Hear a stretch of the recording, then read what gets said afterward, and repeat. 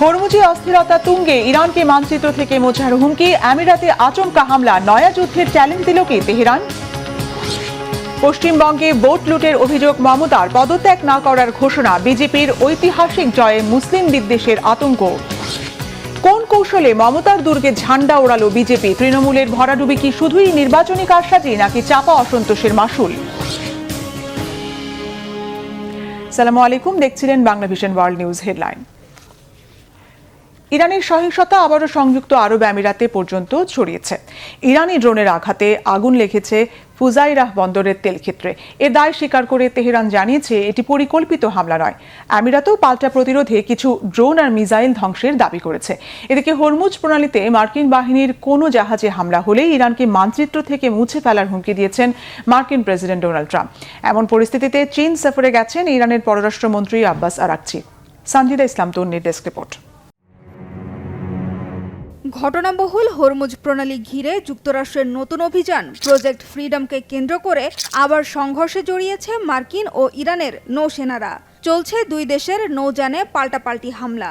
সংঘর্ষের এই রেশ হরমুজের বিস্তীর্ণ জলরাশি ছেড়ে পৌঁছে গেছে মধ্যপ্রাচ্যের আরেক দেশ সংযুক্ত আরব আমিরাতে।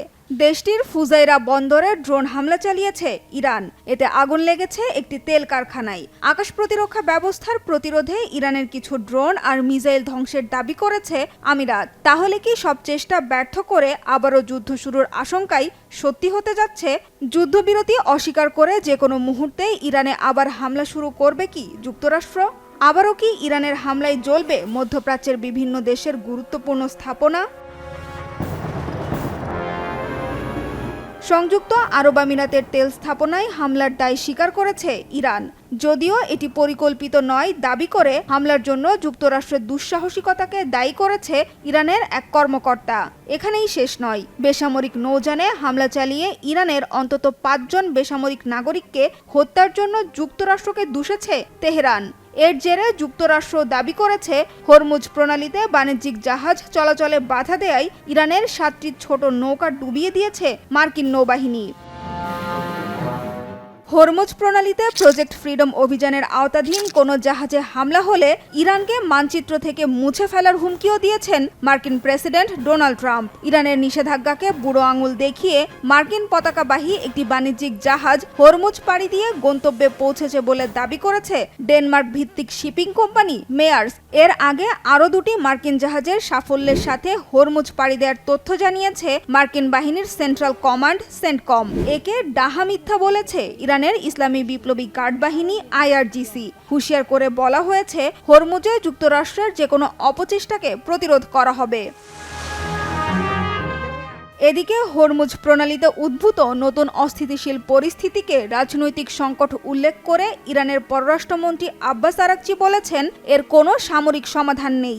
এক্স হ্যান্ডেলে তিনি জানিয়েছেন পাকিস্তানের আন্তরিক প্রচেষ্টায় যখন আলোচনা এগুচ্ছে তখন নতুন করে সংঘর্ষে জড়ানোর বিষয়ে যুক্তরাষ্ট্রের সতর্ক হওয়া উচিত। সংযুক্ত আরব আমিরাতের ক্ষেত্রেও এই পরামর্শ প্রযোজ্য বলে সতর্ক করেছেন আরাকচি। হরমুজ প্রণালীতে যুক্তরাষ্ট্র আর ইরান নতুন করে সংঘর্ষে জড়ানোয় বিশ্বজুড়ে হুহু করে বাড়ছে জ্বালানি তেলের দাম। এর দায় ইরানের ওপর চাপিয়েছেন মার্কিন প্রেসিডেন্ট।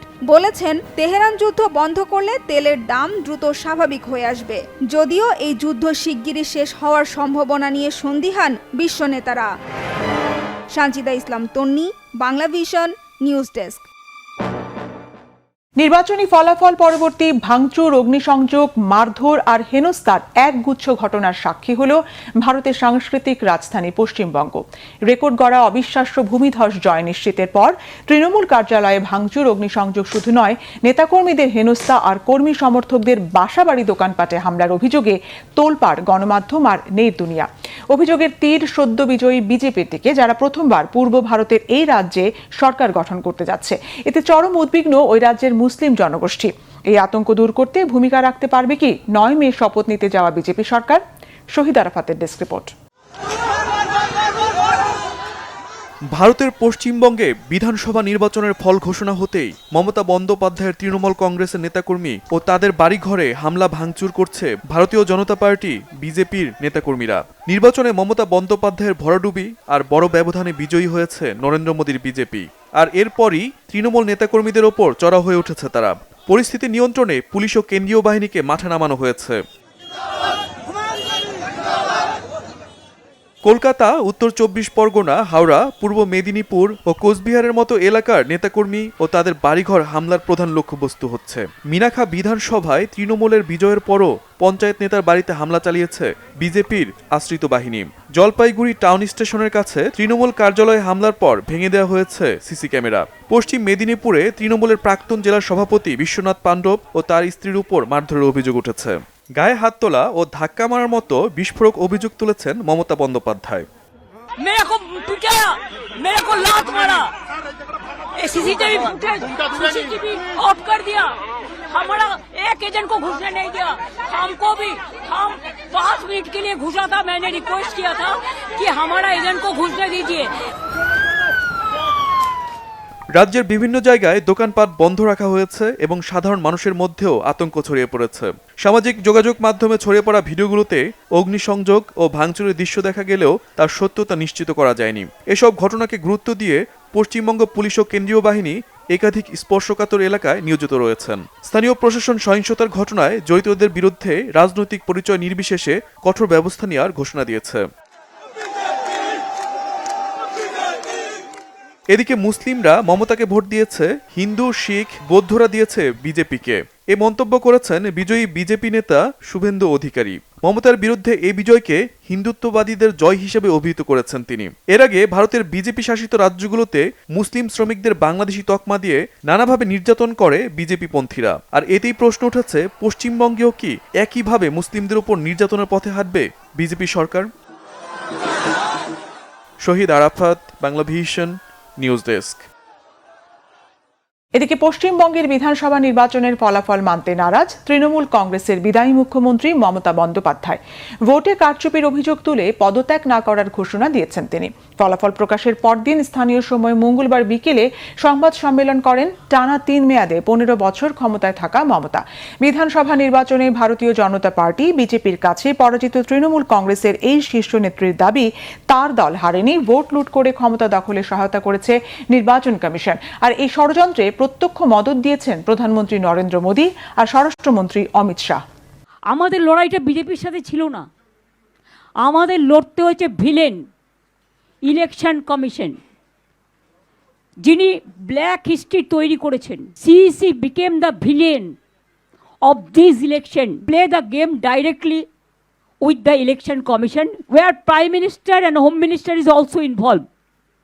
Directly interference. আমরা তো হারিনি, জোর করে ফোর্সফুলি তুমি ক্যাপচার করেছো টোটালটা। আমরা তো হারিনি যে যাব, হারলে আমি যদি শপথ নিতে যেতাম তাহলে আমি রেজিগনেশনটা করতাম। এখন তো কোয়েশ্চেন ডাজন্ট অ্যারাইজ। জোর করে দখল করে যদি কেউ মনে করে যে আমি কি রেজিগনেশন দিতে হবে, no, not that. Now also I want to say that we didn't lose the election. It is there forceful attempt to defeat us. পশ্চিমবঙ্গে বিধানসভা নির্বাচনের ফলাফল বড়সড় ধাক্কা দিয়েছে রাজনৈতিক অঙ্গনে, ভেঙে দিয়েছে রাজনৈতিক বিশ্লেষকদের গতানুগতিক হিসেব আর শ্রেণীভেদে ভোটারদের মনস্তত্ত্বের আগাম ধারণা। তৃণমূল কংগ্রেসের শক্ত ঘাঁটিতে কিভাবে উত্থান হলো বিজেপির? পশ্চিমবঙ্গের রাজনীতিতে নজিরবিহীন পালাবদল এলো কোন কৌশলে? হিজল জোবায়েরের ডেস্ক রিপোর্ট। ভারতের পশ্চিমবঙ্গে বিধানসভা নির্বাচনে নাটকীয়ভাবে বদলে গেছে রাজনৈতিক সমীকরণ। টানা 15 বছর ক্ষমতায় থাকার পর নরেন্দ্র মোদীর হিন্দুত্ববাদী দল বিজেপির কাছে বিশাল পরাজয়ের শিকার হল ক্ষমতাসীন মুখ্যমন্ত্রী মমতা ব্যানার্জির দল তৃণমূল কংগ্রেস। এর আগের নির্বাচন অর্থাৎ 2021 সালেই পশ্চিমবঙ্গের মসনদ দখলের আশা দেখেছিল বিজেপি। তবে সেবারে পদ্ম না ফুটলেও এক লাফে বিধানসভার আসন সংখ্যা 3 থেকে 77-এ নিয়ে গিয়েছিল দলটি। এবারে মসনদ দখল করে একেবারে বাজিমাত করে দিয়েছে তারা। কিন্তু কিভাবে এই বিশাল জয় নিশ্চিত করল বিজেপি? এর কারণ শনাক্ত করতে গিয়ে আল জাজিরার প্রতিবেদনে বলা হয়েছে, ধর্মীয় বহুত্ববাদ এবং সংখ্যালঘুদের অধিকার রক্ষার ওপর জোর দেয়া ক্ষমতাসীন মুখ্যমন্ত্রী মমতা ব্যানার্জির বিরুদ্ধে বিজেপি দীর্ঘদিন ধরেই অভিযোগ করে আসছিল যে তার দল তৃণমূল কংগ্রেস মুসলিমদের প্রাধান্য দেয়। এমন অভিযোগের ন্যারেটিভ দাঁড় করিয়ে বিজেপি ধর্মীয় মেরুকরণের পথ অনুসরণ করেছে। একই সাথে দীর্ঘদিন ক্ষমতায় থাকা তৃণমূল কংগ্রেস সরকারের বিরুদ্ধে মানুষের পুঞ্জীভূত ক্ষোভ কাজে লাগিয়ে জয় নিশ্চিত করেছে তারা। দীর্ঘদিনের ক্ষমতা ক্ষমতাসীন মমতার প্রতি গুরুতর জন অসন্তোষ না থাকলে বিজেপি জয়লাভ করতে পারত না। আল জাজিরাকে এমনটাই বলেন ভারতীয় অনেক বিশ্লেষক। বিশ্লেষকরা বলছেন, সাধারণ মানুষের অর্থনৈতিক বঞ্চনা ও ক্রমবর্ধমান চাহিদা থেকে তৈরি হওয়া অসন্তোষ বুঝতে ব্যর্থ হয়েছে মমতার দল। নয়াদিল্লির সেন্টার ফর পলিসি রিসার্চের বরাতে আল জাজিরা জানিয়েছে, পশ্চিমবঙ্গে গ্রামীণ ও শহুরে ভোটারদের দৃষ্টিভঙ্গির মধ্যে বিশাল ব্যবধান। মুসলিমরা বেশিরভাগই গ্রামীণ, শহরবাসীর মধ্যে তুলনামূলক ধর্মীয় মেরুকরণ বেশি। বিশ্লেষকরা আরও বলছেন, এবারে পশ্চিমবঙ্গে কেন্দ্রীয় নির্বাচন কমিশন ছিল অতি তৎপর। ভোটার তালিকা হালনাগাদ SIR এর নামে তারা 90 লাখের মতো ভোটারের নাম বাদ দিয়েছে, যা রাজ্যের 7,60,00,000 ভোটারের প্রায় 12%। এদের বড় অংশই মুসলিম। SIR এর নামে প্রায় 60 লাখ মানুষকে অনুপস্থিত বা মৃত হিসেবে ঘোষণা করা হয়, আর 30 লাখ মানুষ ভোট দিতে পারেননি, কারণ নির্বাচনের আগে নির্ধারিত অল্প সময়ের মধ্যে তাদের মামলাগুলো শুনানির জন্য কোনো বিশেষ ট্রাইব্যুনাল ছিল না। তৃণমূল ও বিভিন্ন রাজ্যের অন্যান্য বিরোধী দল ভোটার তালিকা সংশোধনের এই অসঙ্গতিগুলো তুলে ধরে অভিযোগ করে যে নির্বাচন কমিশন পক্ষপাতমূলকভাবে বিজেপিকে সুবিধা দিচ্ছে। মানবাধিকার কর্মী ও পর্যবেক্ষকদের মতে, এই প্রক্রিয়ার ফলে নির্বাচনের আগে মুসলিম ভোটাররা বৈষম্যমূলকভাবে ভোটাধিকার থেকে বঞ্চিত হয়েছেন। এভাবে ছক কষে তৃণমূলের ভোট ব্যাংক কাটা হয়। এবারে নির্বাচন ঘিরে পশ্চিমবঙ্গের রেকর্ড 3.25 লাখ কেন্দ্রীয় বাহিনী মোতায়েন, 650 পুলিশ কর্মকর্তা ও আমলাকে বদলি এবং ভোট গণনা কেন্দ্রের ভার প্রধানত কেন্দ্রীয় সরকারি ও রাষ্ট্রায়ত্ত সংস্থার কর্মীদের হাতে তুলে দেওয়াও নির্বাচনে বিজেপিকে সুবিধা পাইয়ে দিয়েছে বলছেন পর্যবেক্ষকরা। নিরঙ্কুশ এই বিজয়ের পর বলা হচ্ছে, বিজেপির জন্য পশ্চিমবঙ্গে এই জয় গভীরভাবে প্রতীকীয়। 1951 সালে বিজেপির পূর্বসূরি ভারতীয় জনসংঘ প্রতিষ্ঠা করেছিলেন এই রাজ্যেরই মানুষ শ্যামাপ্রসাদ মুখোপাধ্যায়। হিজল জুবায়ের, বাংলা ভিশন। পশ্চিমবঙ্গে বিধানসভা নির্বাচনের ফলাফল প্রকাশের পর বিজেপির উত্থানে যেমন হতবাক অনেকে, তেমনি তৃণমূল কংগ্রেসের ভরাডুবি নিয়েও চলছে চুলচেরা বিশ্লেষণ। কী কারণে মমতা তৃণমূলের এই পতন? বিশ্লেষণে উঠে আসে আলোচিত কারণগুলো কি? মোর্শেদ আলমের ডেস্ক রিপোর্ট। পশ্চিমবঙ্গের রাজনীতিতে বড় পরিবর্তনের আভাস স্পষ্ট। 15 বছর ধরে টানা ক্ষমতায় থাকা তৃণমূল কংগ্রেস এবার বড় ধাক্কার মুখে। এখনো আনুষ্ঠানিকভাবে পরাজয় স্বীকার না করলেও মমতা ব্যানার্জির জন্য পরিস্থিতি কঠিন হয়ে উঠেছে, কারণ 2/3 বেশি আসনে এগিয়ে থেকে প্রথমবারের মতো ক্ষমতায় আসার পথে ভারতীয় জনতা পার্টি বিজেপি। বিভিন্ন সংবাদের বিশ্লেষণে মমতা হারের পেছনের 5টি কারণ উল্লেখ করা হয়েছে। যদি লক্ষ্মীর ভান্ডার চান, নির্বাচনে তৃণমূল কংগ্রেসের বিপর্যয়ের প্রথম কারণ হিসেবে দেখানো হচ্ছে নারী ভোট ব্যাংকের ফাটল। এতদিন লক্ষ্মীর ভান্ডার, কন্যাশ্রী বা সবুজ সাথীর মতো প্রকল্প তৃণমূলকে নারী ভোটারদের কাছে জনপ্রিয় করে তুললেও এবার নারী সুরক্ষার ইস্যুতে অসন্তোষ বাড়ে। বিশেষ করে আলোচিত নির্যাতনের ঘটনাগুলো ভোটে প্রভাব ফেলেছে বলে মনে করা হচ্ছে। प्रतिशोध लेने का वोट दे रहे। দ্বিতীয় বড় কারণ মনে করা হচ্ছে ভোটার তালিকা সংশোধন। ভোটার তালিকার বিশেষ নিবিড় সংশোধন SIR প্রতিক্রিয়ায় 90 লাখেরও বেশি নাম বাদ পড়েছে। এতে যেমন ভুয়া ভোটার বাদ পড়ে গেছে, তেমনি বহু বৈধ ভোটারও তালিকার বাইরে চলে গেছে, যার প্রভাব তৃণমূলের ওপর বেশি পড়েছে বলে ধারণা করা হচ্ছে। 3 নম্বর কারণ হিসেবে ভোটার তালিকার নিবিড় সংশোধনের সঙ্গে যুক্ত হয়েছে দীর্ঘদিনের দুর্নীতি, কাটমানি ও সিন্ডিকেট রাজের অভিযোগ। 15 বছরের শাসনে জমে থাকা এই ক্ষোভ এবারের ভোটে বড় ফ্যাক্টর হয়ে দাঁড়িয়েছে বলে ধারণা করা হচ্ছে। 4 নম্বর কারণ হিসেবে রাজনৈতিক পর্যবেক্ষকরা মনে করছেন, মুসলিম ভোট দীর্ঘদিন তৃণমূলের পক্ষে থাকলেও এবার তার বিপরীতে হিন্দু ভোটের এক ধরনের কনসলিডেশন হয়েছে, যার সুফল পেয়েছে বিজেপি। কারণ মুসলিম অধ্যুষিত এলাকাগুলোতেও তারা আসন পাচ্ছে। পশ্চিমবঙ্গের জনসংখ্যার মোটামুটি 30% কাছাকাছি মুসলিম। এর মধ্যে আগে 85 থেকে 90% ভোট তৃণমূল কংগ্রেস পেলেও এবার সেটির বিপরীত ঘটেছে, যে কারণে তারা মুসলিম গরিষ্ঠ জেলা মালদা বা মুর্শিদাবাদেও বেশ কিছু আসন পাচ্ছে। 5 নম্বর কারণ হিসেবে দেখা হচ্ছে নির্বাচন কমিশনের কড়াকড়ি ভূমিকা। কেন্দ্রীয় বাহিনীর নজরবিহীন মোতায়েন ও প্রশাসনিক নিয়ন্ত্রণের কারণে আগের মতো বাড়তি সুবিধা পায়নি শাসক দল। এছাড়াও মমতার সরকার বিরোধী মনোভাব, শুভেন্দু অধিকারীর প্রভাব, ভোটের অংশীদারিত্ব কমে যাওয়া, দলীয় কোন্দল, সাংগঠনিক ঝামেলা, বিজেপির কেন্দ্রীভূত প্রচারণা, আর্যিকর প্রভাবসহ বিভিন্ন সমস্যার কারণে ভোটের ফলাফলে প্রভাব ফেলেছে বলে ধারণা বিশ্লেষকদের। মোর্শেদ আলম, বাংলা ভিশন। রূপালী পর্দার অ্যাক্টিং নয়, কাঁটা বিছানো রাজনীতির ময়দানে পা রেখেই রাজসিক অভিষেকের চমক দেখালেন তামিল চলচ্চিত্রের জনপ্রিয় নায়ক থালাপাতি বিজয়। স্টারডাম বা তারকা খ্যাতিকে পুঁজি করে বিধানসভা নির্বাচনে প্রথমবার লড়াইয়ে নেমেই বাজিমাত করলেন। এই অর্জন তামিলনাড়ুর রাজনীতির সমীকরণে নতুন অধ্যায়ের সূচনা করেছে। কিভাবে রাজনীতির নতুন ব্যাকরণ লিখলেন থালাপাতি বিজয়? বিস্তারিত মিরফাউজদের আপডেট ডেস্ক রিপোর্টে। আমি একসময় তামিলনাড়ুর মুখ্যমন্ত্রী হব, বুক ভরা আত্মবিশ্বাস নিয়ে নিজের বাবাকে এমন প্রতিশ্রুতি দিয়েছিলেন থালাপাতি বিজয়। সেলুলয়েডের নায়ক থেকে জনসেবার মহানায়ক হওয়ার এই অবিশ্বাস্য যাত্রায় তামিলনাড়ু সাক্ষী হল এক ঐতিহাসিক বিজয়ের। তামিল চলচ্চিত্রের জনপ্রিয় নায়ক থালাপতি বিজয়কে এতদিন পর্দায় দেখা গেছে নানা ভূমিকায়। সিনেমার পর্দায় নায়ক চরিত্রে বহুবার ক্ষমতাবানদের দম্ভ তিনি চূর্ণ করেছেন। অবশেষে সিনেমার মেকআপ সরিয়ে রাজনীতির রণক্ষেত্রে থালাপতি বিজয়ের পদার্পণ যেন এক আধুনিক কিংবদন্তির উদয়।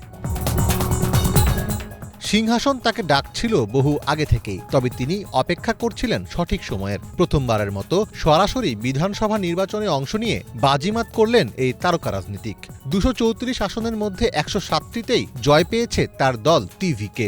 জয়ের খবর আসতে শুরু করতেই আনন্দ উদযাপন শুরু করেন টিভিকের কর্মী সমর্থকেরা। আমাদের থালাপাতি যে কোনো সিনেমা মুক্তি পেলেই 100 কোটির বক্স অফিস হিট পেতেন। এটা তার প্রথম নির্বাচন, এখানেও তিনি 100-র বেশি আসন পেয়েছেন।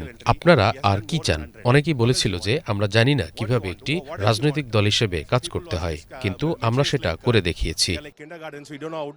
মাত্র 2 বছর আগে রাজনৈতিক দল গঠন করে তামিলনাড়ুর নির্বাচনে প্রতিদ্বন্দ্বিতা করে চমক দেখিয়েছেন বিজয়। তবে বিজয় তার ভক্তদের একজোট করার কাজ শুরু করেছিলেন সেই 2009 সাল থেকেই। তখন তার ছড়িয়ে ছিটিয়ে থাকা ফ্যান ক্লাবগুলোকে বিজয় মাক্কাল ইয়াক্কাম নামের একটি সংগঠনের পতাকা তলে নিয়ে আসা হয়। শুরুতে এটি শুধু সমাজসেবা ও জনকল্যাণমূলক সংগঠন হিসেবে কাজ করত।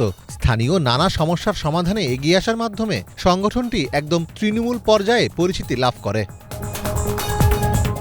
2011 সালে এই সংগঠন AIADMকে নেতৃত্বাধীন জোটকে সমর্থন দেয়। এরপর ধীরে ধীরে সিনেমার বিভিন্ন অনুষ্ঠানে বিজয়ের উপস্থিতি ও কথাবার্তায় রাজনৈতিক বার্তা আসতে শুরু করে।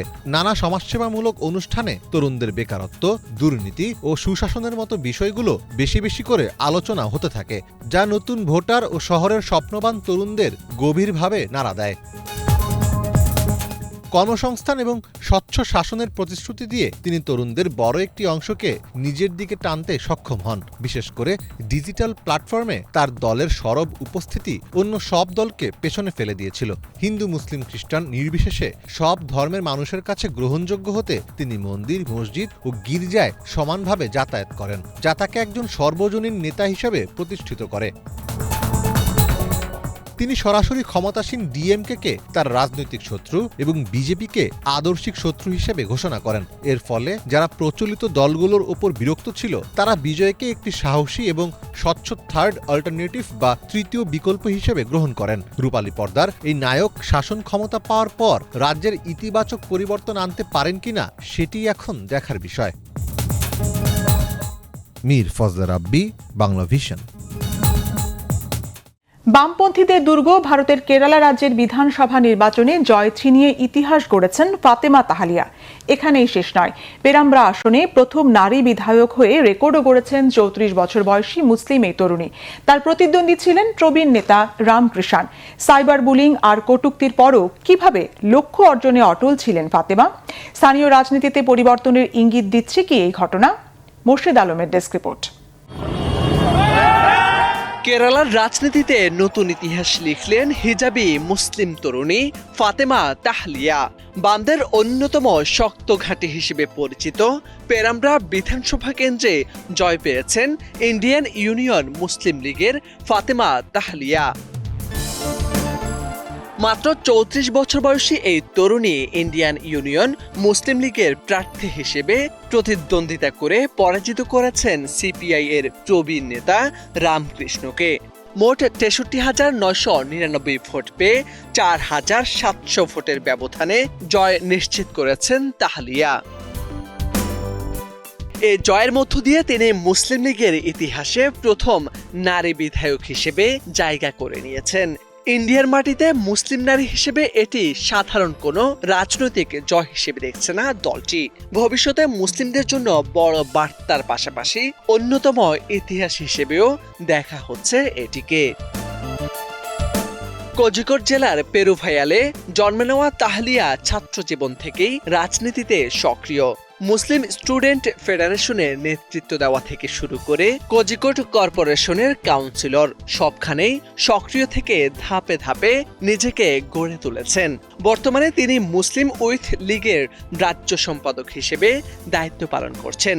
পেশায় আইনজীবী তাহলিয়া কোজিকোড সরকারি আইন কলেজ থেকে স্নাতক এবং ত্রিশূর সরকারি আইন কলেজ থেকে স্নাতকোত্তর ডিগ্রি অর্জন করেছেন।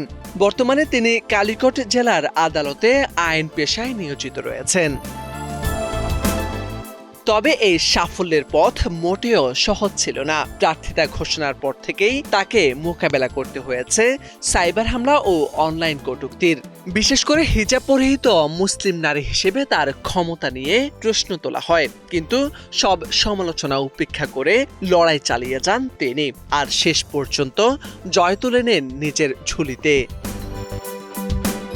মোর্শেদ আলম, বাংলা ভিশন।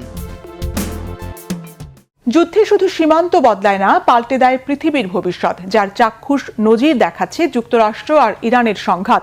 এর প্রভাব ছড়িয়ে পড়েছে জলবায়ুতেও। এতে বেড়েছে কার্বন নিঃসরণের মাত্রা, তীব্রতর হচ্ছে পরিবেশ বিপর্যয়ের ঝুঁকি। ধ্বংসস্তূপ, জ্বালানি পোড়ানো আর পুনর্গঠন প্রক্রিয়ায় তৈরি হচ্ছে দীর্ঘমেয়াদী এক হুমকি, যার প্রভাব বইতে হবে আগামী প্রজন্মকে। যুদ্ধের অদেখা দিকটি কি, কতটা ভয়াবহ, ভবিষ্যতের জন্য কি বার্তা বহন করছে এই পরিস্থিতি? ডেস্ক রিপোর্টে জানাচ্ছেন ইমরান মাহমুদ। যুদ্ধে কেবল মানুষের রক্ত ঝরে না, পৃথিবীর বাতাসও যেন বিষিয়ে ওঠে। সম্প্রতি যুক্তরাষ্ট্র ও ইরানের মধ্যকার সংঘাত কেবল রাজনৈতিক মানচিত্রেই নয়, বরং জলবায়ুর উপরও এমন এক কালো ছায়া ফেলেছে যা হয়তো খালি চোখে দেখা যাচ্ছে না। এই যুদ্ধের ফলে সৃষ্ট কার্বন নিঃসরণ এখন পরিবেশের জন্য এক বিশাল হুমকি হয়ে দাঁড়িয়েছে, যার মাসুল গুনতে হবে আগামী কয়েক প্রজন্মকে। সাধারণভাবে মনে হতে পারে যুদ্ধের কার্বন নিঃসরণ মানেই হয়তো শুধু বোমা বিস্ফোরণ, কিন্তু লাইফ সায়েন্সের প্রতিবেদন মতে বোমা বা মিসাইল বিস্ফোরণ থেকে যে ধোঁয়া বের হয় তা এই বিশাল দূষণের খুব সামান্য একটি অংশ মাত্র। আসল ক্ষতিটা হচ্ছে অন্য জায়গায়। যুদ্ধের কারণে যখন স্কুল, হাসপাতাল, ঘরবাড়ি এবং বড় বড় দালান কোঠা ধ্বংস হয়ে যায়, তখন সেই ধ্বংসযজ্ঞ থেকে যে পরিমাণ কার্বন ডাইঅক্সাইড বের হয় তা অবিশ্বাস্য। ইট, পাথর আর সিমেন্টের নিচে চাপা পড়া মৃতদেহ বা ধ্বংসাবশেষ যখন পচে, গলে বা রাসায়নিক বিক্রিয়া করে, তখন তার সরাসরি বাতাসে মেশে। এছাড়া ট্যাঙ্ক, যুদ্ধবিমান এবং বিশাল সব রণতরী চালাতে যে বিপুল পরিমাণ জীবাশ্ম জ্বালানি বা তেলের প্রয়োজন হয়, তা থেকে নির্গত ধোঁয়া পরিবেশের ভারসাম্যকে এক ধাক্কায় অনেক নিচে নামিয়ে দিয়েছে। আনাদোলু এজেন্সি তাদের এক বিশ্লেষণে জানিয়েছে যে এই যুদ্ধের প্রথম 14 দিনে বাতাসে যে পরিমাণ কার্বন ডাইঅক্সাইড মিশেছে তা আইসল্যান্ডের মতো একটি দেশের বার্ষিক কার্বন নিঃসরণের মাত্রাকেও ছাড়িয়ে গেছে। ক্লাইমেট অ্যান্ড কমিউনিটি সংস্থার গবেষণা বলছে, যুদ্ধের এই কয়েক মাসে কয়েক মিলিয়ন মেট্রিক টন কার্বন আমাদের বায়ুমণ্ডলে যোগ হয়েছে। এটি আমাদের পৃথিবীর তাপমাত্রা বৃদ্ধির গতিকে আরও বাড়িয়ে দেবে, যা থেকে মেরু অঞ্চলের বরফ গলে যাওয়া বা অসময়ে বন্যার মতো প্রাকৃতিক দুর্যোগের ঝুঁকি বাড়বে। এখন প্রশ্ন হলো, এই বিশাল পরিমাণ বিষাক্ত গ্যাস কি পৃথিবী থেকে মুছে ফেলা সম্ভব? দ্য গার্ডিয়ানের এক বিশ্লেষণ থেকে জানা যায়, প্রকৃতিকে আবার তার আগের অবস্থায় ফিরিয়ে নিতে বা এই বাড়তি কার্বন ভারসাম্য রক্ষা করতে কয়েক দশক সময় লেগে যেতে পারে। যদি এখন থেকেই সারা পৃথিবী জুড়ে কয়েক কোটি গাছ লাগানো হয়, তবুও এই ক্ষতি সারাতে 20 থেকে 30 বছর সময় লাগবে। নেচার ওয়ার্ল্ড ফান্ডের মতে যুদ্ধের পর যখন আবার শহরগুলো গড়ে তোলার কাজ শুরু হবে তখন সিমেন্ট আর স্টিল উৎপাদনের জন্য আরও কয়েক গুণ বেশি কার্বন নিঃসরণ হবে। অর্থাৎ ধ্বংসের সময় তো ক্ষতি হচ্ছেই, গড়ার সময়ও পরিবেশকে চড়া মূল্য দিতে হবে। বিশ্লেষকরা বলছেন আমাদের মনে রাখা প্রয়োজন সীমানার লড়াইয়ে কে জিতল কে হারল তার চেয়েও বড় সত্য হলো আমরা আমাদের এই পৃথিবীকে দিন দিন বসবাসের অযোগ্য করে তুলছি। এই অদৃশ্য যুদ্ধ এখন প্রকৃতির বিরুদ্ধে, আর প্রকৃতি যখন প্রতিশোধ নিতে শুরু করে তখন কোনো দেশই নিরাপদ থাকে না। তাই যুদ্ধের রাজনৈতিক সমাধানের পাশাপাশি পরিবেশগত এই ভয়াবহ ক্ষতির দিকে নজর দেওয়া এখন সময়ের দাবি বলে মনে করছেন সংশ্লিষ্টরা। ইমরান মাহমুদ, বাংলা ভিশন। এই ছিল আজকের মতো, সাথে থাকায় ধন্যবাদ।